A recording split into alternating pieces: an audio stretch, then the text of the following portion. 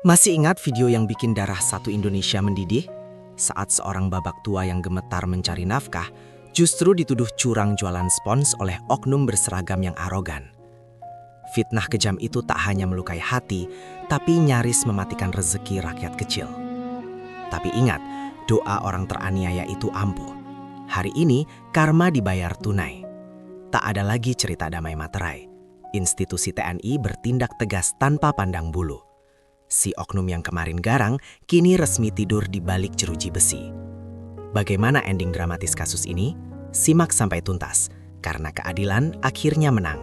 Halo Sobat Kisah Viral, seneng banget rasanya bisa menyapa kalian lagi dengan kabar yang bikin lega hati. Kita tahu, drama arogansi oknum TNI yang menuduh pedagang kecil itu sempat bikin geram senusantara. Tapi, hari ini, kita akan saksikan bukti kalau power of netizen plus 62 itu nyata. Sebelum kita bedah tuntas nasib akhir si oknum, saya butuh energi dukungan kalian dulu nih. Yuk tekan tombol subscribe dan nyalakan loncengnya sekarang juga. Dengan subscribe, kalian gak cuma dukung channel ini berkembang, tapi juga ikut aktif mengawal berbagai kasus ketidakadilan sosial di Indonesia agar tuntas. Sudah siap? Oke, tarik napas, mari kita masuk ke kronologinya. Mari kita putar ulang waktu sejenak ke titik nol kejadian ini. Bab 1. Kilas balik arogansi. Semuanya bermula di sebuah siang yang terik, situasi yang seharusnya biasa saja bagi seorang bapak penjual es gabus keliling. Bayangkan beratnya perjuangan beliau, memikul atau mendorong gerobak sederhana di bawah panas matahari, berharap recehan rupiah untuk dibawa pulang ke keluarga. Namun, hari itu, yang datang menghampiri bukanlah rezeki, melainkan sebuah petaka dalam bentuk arogansi. Sebuah video amatir yang direkam, ironisnya, kemungkinan besar oleh pihak si oknum atau rekannya sendiri, menjadi saksi bisu kejadian memilukan ini. Dalam rekaman itu, terlihat jelas seorang pria berseragam loreng TNI, sosok yang seharusnya menjadi pelindung dan pengayom rakyat, justru berdiri dengan postur mengintimidasi di hadapan pedagang kecil tersebut. Tanpa basa-basi, tangan kekar oknum prajurit itu mengambil sepotong es gabus pelangi. Bukannya dimakan atau dibayar, es legendaris itu malah diremas-remas dengan kasar menggunakan jari-jarinya. Dengan nada suara tinggi yang terdengar sangat bosi dan merendahkan, terlontarlah tuduhan fitnah yang menyakitkan itu. Ini bukan makanan, ini spons. Lihat, tidak hancur. Kamu jualan pakai busa ya? Kalimat itu keluar begitu saja, penuh keyakinan. Seolah-olah dia adalah penyidik hebat yang baru saja membongkar sindikat kejahatan besar. Padahal, yang sedang ia hakimi di pinggir jalan hanyalah jajanan tradisional jadul yang terbuat dari tepung hungkwe. Coba posisikan diri kalian di sepatu si bapak penjual saat itu. Di hadapannya berdiri aparat negara. Wajah si bapak menyiratkan kebingungan bercampur ketakutan yang luar biasa. Ia bukan ahli debat, ia bukan orang berpendidikan tinggi yang berani membantah teori pangan. Ia hanya rakyat kecil yang gemetar berhadapan dengan seragam loreng. Mulutnya terkunci, matanya nanar. Mungkin di dalam hatinya berkecamuk pertanyaan. Salah saya apa? Ini resep yang saya jual bertahun-tahun. Ia tak berdaya membela diri, membiarkan dagangannya dihina dan diremas hingga hancur. Yang membuat kejadian ini semakin miris dan membuat dada sesak adalah pameran kebodohan yang dibungkus dengan kesombongan. Oknum tersebut gagal membedakan tekstur kenyal tepung hungkwe yang memang berserat seperti gabus saat beku dengan spons cuci piring. Ketidaktahuannya itu ia rekam sendiri, seolah bangga telah menjadi pahlawan yang menyelamatkan warga dari makanan palsu, padahal nyatanya ia sedang membunuh karakter dan mematikan mata pencaharian pedagang jujur di depan umum. Momen ini bukan sekedar kesalahpahaman kuliner biasa. Ini adalah potret nyata dan menyedihkan tentang bagaimana kekuasaan, sekecil apapun, jika tidak dibarengi dengan adab dan ilmu, bisa menghancurkan martabat orang lain dalam hitungan detik. Video berdurasi singkat inilah yang kemudian menyebar liar bagaikan api, menjadi pemicu atau trigger yang membangunkan amarah kolektif bangsa Indonesia terhadap ketidakadilan. Kita masuk ke bab 2, badai amarah netizen plus 62. Jika video arogansi tadi adalah bensin, maka tombol upload adalah pemantiknya. Dan benar saja, tidak butuh waktu lama setelah video itu mendarat di media sosial, api kemarahan langsung membakar jagat maya. Indonesia yang dikenal sebagai negara dengan netizen paling tidak sopan se-Asia Tenggara, kalau sudah terusik rasa keadilannya, langsung menunjukkan taringnya. Video itu meledak, viral, dan menyebar lintas platform, dari TikTok, Instagram, hingga menjadi trending topik panas di X, Twitter. Apa yang terjadi selanjutnya adalah definisi sesungguhnya dari mahkamah media sosial. Netizen yang biasanya terpecah belah karena urusan politik atau debat bubur diaduk versus tidak diaduk, kali ini bersatu padu dalam satu barisan pembela Bapak S. Gabus. Kolom komentar akun-akun repost berita ini berubah menjadi ladang pembantaian verbal bagi si oknum. Istilahnya, si oknum langsung dirujak habis-habisan tanpa ampun. Komentar-komentar yang muncul bukan hanya sekedar caci maki, tapi kritikan tajam yang menohok logika. Banyak netizen yang mendadak memberikan kuliah online gratis tentang ilmu pangan. Pak, seragam doang gagah. Masa bedain tepung hun kue sama busa cuci piring aja nggak bisa? Tulis seorang netizen. Ada juga yang berkomentar dengan sarkasme tingkat dewa. Itu namanya hun kue, Pak. Kalau dimasak emang kenyal dan berpori. Makanya, main jangan cuma di barak. Sekali-kali ke pasar tradisional, biar pinteran dikit. Kemarahan publik ini bukan tanpa alasan. Ada rasa sakit hati kolektif yang dirasakan masyarakat. Kita semua punya memori tentang jajanan masa kecil, dan melihat jajanan selugu es gabus dituduh sebagai barang palsu atau berbahaya, rasanya seperti masa kecil kita yang diinjak-injak. Lebih dari itu, narasi yang terbangun adalah tentang empati terhadap si bapak penjual. Banyak netizen yang melihat sosok ayah mereka sendiri pada wajah pasrah si pedagang. Gimana kalau itu bapak gue? Udah tua, panas-panasan, malah difitnah sama orang yang gajinya dibayar pajak rakyat. Komentar pilu seperti ini bertebaran, memicu gelombang simpati yang masif. Tak berhenti di situ, kekuatan jempol netizen bergerak lebih strategis. Mereka tidak hanya marah di kolom komentar akun gosip, tapi langsung menyerbu akun-akun resmi TNI, akun Instagram Puspen TNI, akun-akun Komandan Satuan, hingga akun Kementerian Pertahanan tak luput dari serbuan ek dan mention. Tuntutan mereka jelas dan tidak bisa ditawar. No viral, no justice. Mereka menuntut klarifikasi, menuntut permintaan maaf terbuka, dan yang paling kencang disuarakan, jangan ada materai damai. Proses hukum harus jalan. Tekanan publik ini begitu dahsyat. Netizen Plus 62 membuktikan sekali lagi bahwa di era digital ini, tidak ada satupun arogansi yang bisa disembunyikan. Mereka mengawal kasus ini 24 jam non-stop, memastikan bahwa video ini tidak akan tenggelam sebelum ada keadilan yang ditegakkan. Inilah momen di mana media sosial berubah fungsi, dari sekedar tempat hiburan menjadi alat pengawasan sosial yang paling efektif dan menakutkan bagi para penyalahguna kekuasaan. Sekarang, mari kita dinginkan kepala sejenak dan masuk ke bab 3, fakta ilmiah di balik tuduhan spons.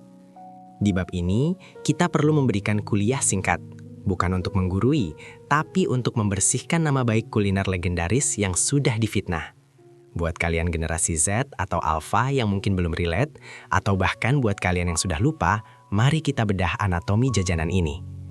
Es gabus atau di beberapa daerah dikenal sebagai es roti, es kue, atau es wadai, mendapatkan namanya justru karena teksturnya. Kata gabus di sini merujuk pada sensasi gigitannya yang empuk, sedikit membal, dan berpori, mirip seperti gabus atau busa styrofoam. Jadi, nama itu adalah deskripsi tekstur, bukan komposisi bahan. Ironis sekali kan, si oknum menuduh pedagang curang karena esnya seperti gabus, padahal memang itulah ciri khas otentik jajanan ini sejak zaman nenek moyang kita. Lantas, terbuat dari apakah benda misterius ini? Jawabannya sangat sederhana dan jauh dari kata berbahaya. Tepung hung kue. Tepung hung kue adalah pati yang diekstrak dari kacang hijau. Berbeda dengan tepung terigu atau tepung beras, hung kue memiliki sifat kimiawi yang unik. Ketika dimasak bersama santan dan gula, pati kacang hijau ini mengalami proses yang disebut gelatinisasi. Molekul patinya menyerap air, mengembang, dan memadat menjadi adonan yang kental dan kenyal. Saat didinginkan dan dibekukan, adonan ini tidak akan membeku keras seperti es batu balok, karena bukan air murni, melainkan menjadi padatan yang firm namun lembut. Inilah jawaban ilmiah kenapa saat diremas oleh tangan kekar si oknum, es tersebut tidak langsung mencair jadi air atau hancur lebur. Strukturnya diikat oleh jaringan pati yang kuat. Itu bukan plastik, Pak. Itu sains. Sama seperti jika Anda meremas agar-agar atau kue lapis beku. Dia akan penyok, mungkin hancur, tapi tidak akan langsung menetes jadi air dalam sekejap. Kita melangkah ke bab 4, institusi bergerak dan menjawab keresahan. Di tengah gempuran amarah publik, ada satu hal yang patut kita acungi jempol, responsivitas TNI. Seringkali kita mendengar stigma bahwa hukum tumpul ke atas, atau aparat saling melindungi kawan satu seragam atas nama jiwa korsa. Namun, dalam kasus es gabus ini, TNI membuktikan sebaliknya. Mereka menunjukkan bahwa jiwa korsa tidak berlaku untuk membela kesalahan yang menyakiti hati rakyat. Hanya dalam hitungan jam setelah video tersebut viral, mekanisme internal institusi langsung bekerja dengan presisi. Tidak ada drama menunggu arahan yang berlarut-larut. Satuan tempat oknum tersebut bertugas langsung melakukan pelacakan, pemanggilan, dan pemeriksaan intensif. Ini adalah definisi gerak cepat yang sesungguhnya. Pihak TNI sadar betul, membiarkan bola panas ini menggelinding terlalu lama hanya akan menggerus kepercayaan publik yang selama ini sudah dibangun susah payah. Pimpinan TNI tampaknya sangat paham peribahasa, karena nila setitik, rusak susu sebelanga.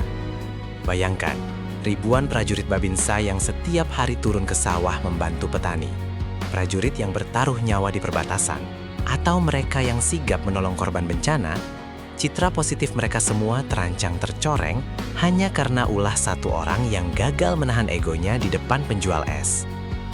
Institusi TNI tidak rela keringat dan pengabdian ribuan prajurit tulus itu tertutup oleh arogansi satu oknum. Dalam rilis dan pernyataan resminya, pihak berwenang menegaskan bahwa tindakan prajurit tersebut jelas-jelas melanggar 8 wajib TNI. Mari kita ingat kembali poin ke-8 yang sangat sakral. Menjadi contoh dan memelopori usaha-usaha untuk mengatasi kesulitan rakyat sekelilingnya. Apa yang dilakukan oknum tersebut adalah antitesis, kebalikan total dari sumpah itu. Bukannya mengatasi kesulitan, ia justru menciptakan kesulitan bagi rakyat. Bukannya menjadi contoh, ia malah mempertontonkan intimidasi. Pihak TNI menegaskan bahwa arogansi terhadap warga sipil adalah pelanggaran disiplin berat yang tidak bisa ditoleransi. Langkah tegas institusi ini menjadi angin segar. Ini adalah pesan keras kepada seluruh prajurit dimanapun berada. Bahwa seragam loreng itu adalah amanah untuk melayani, bukan lisensi untuk menindas. Bahwa di era keterbukaan ini, integritas adalah mata uang yang paling berharga. Dengan bergeraknya polisi militer untuk memproses kasus ini, spekulasi liar di masyarakat perlahan mereda. Kita melihat bahwa sistem koreksi di tubuh TNI berjalan. Mereka tidak defensif, melainkan introspektif. Kecepatan TNI dalam merespons viralitas ini menunjukkan kedewasaan institusi dalam menghadapi kritik publik. Mereka memilih untuk memotong daging busuk demi menyelamatkan kesehatan tubuh organisasi secara keseluruhan. Dan bagi kita masyarakat sipil, respons ini memberikan rasa aman, bahwa hukum masih berdiri tegak, bahkan di dalam barak militer sekalipun. Dan akhirnya, sampailah kita di bab 5, palu keadilan diketuk. Inilah ending yang dinanti-nantikan oleh jutaan pasang mata yang mengawal kasus ini sejak awal. Berdasarkan laporan investigasi terbaru yang dirilis oleh Kompas Nasional, teka-teki mengenai nasib sang pemeriksa makanan dadakan ini akhirnya terjawab tuntas. Tidak ada kata bebas, tidak ada kata damai di bawah meja. Pihak TNI secara resmi mengumumkan bahwa prajurit yang bersangkutan kini telah resmi ditahan. Bayangkan kontras nasib yang dialaminya. Jari-jari yang beberapa hari lalu dengan gagahnya meremas dagangan rakyat kecil hingga hancur, kini harus mencengkeram dinginnya jeruji besi sel tahanan militer. Suara lantang yang kemarin membentak bapak tua tak berdaya, kini bungkam 1000 bahasa, berganti dengan prosedur hukum disiplin militer yang ketat dan sunyi. Penahanan ini bukan sekadar hukuman fisik, tapi sebuah sanksi sosial dan moral yang berat. Di dalam sel, ia punya waktu panjang untuk merenungi bagaimana arogansi sesaat bisa menghancurkan karir yang dibangun bertahun-tahun. Ini adalah bukti nyata bahwa seragam loreng itu keramat. Ia tidak boleh dipakai sembarangan untuk menindas. Ketika seragam itu disalahgunakan, institusi sendirilah yang akan melucutinya demi menjaga kehormatan korps. Tindakan penahanan ini didasarkan pada pelanggaran disiplin dan etika keprajuritan. Menakut-nakuti rakyat, merusak milik warga, dan mencemarkan nama baik kesatuan adalah dosa yang tidak bisa ditebus hanya dengan salaman.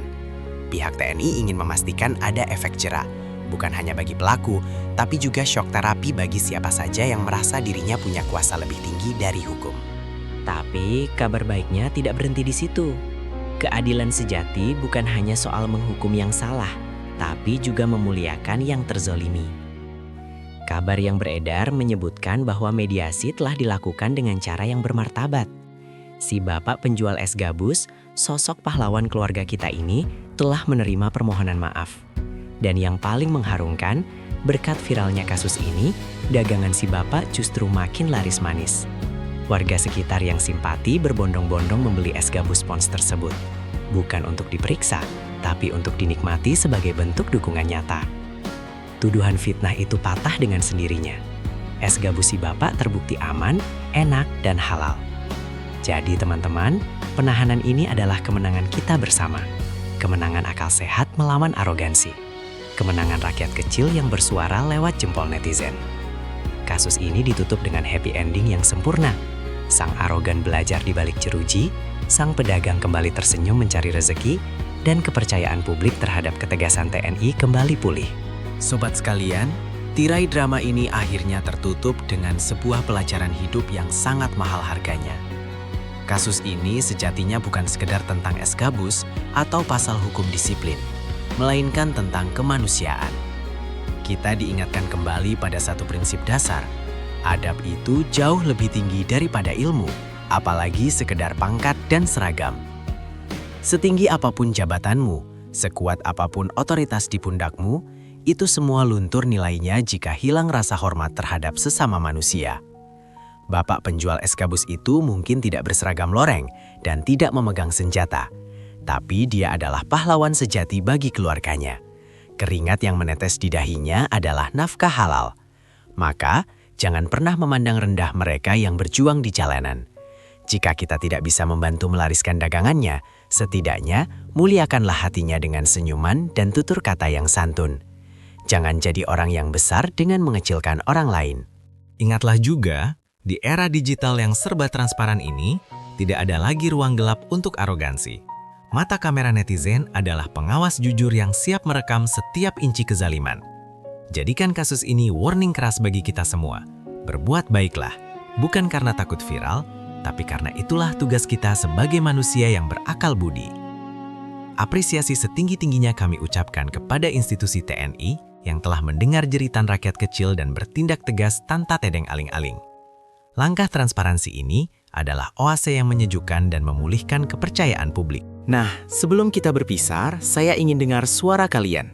Menurut kalian, apakah sanksi penahanan ini sudah cukup setimpal untuk mengobati sakit hati masyarakat?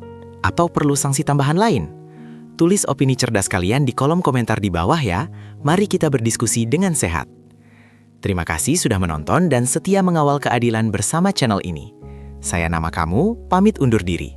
Tetaplah kritis, tetaplah berhati nurani, dan sampai jumpa di video berikutnya.